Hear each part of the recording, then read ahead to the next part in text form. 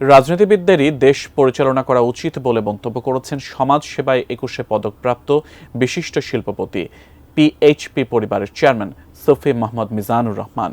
আজ রাজধানীর ভাটারায় people's insurance company লিমিটেডের বার্ষিক কনফারেন্সে এ কথা বলেন তিনি। অনুষ্ঠানে উপস্থিত ছিলেন পিপলস ইন্স্যুরেন্স কোম্পানি লিমিটেডের সাবেক চেয়ারম্যান ও মন্ত্রী আমির খসরু মাহমুদ চৌধুরী।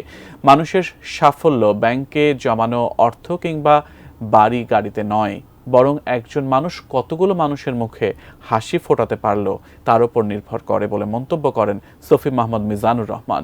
পিপলস ইন্স্যুরেন্স কোম্পানির কর্মকর্তা কর্মচারীদের উদ্দেশ্যে দিক নির্দেশনামূলক বক্তব্য রাখেন তিনি।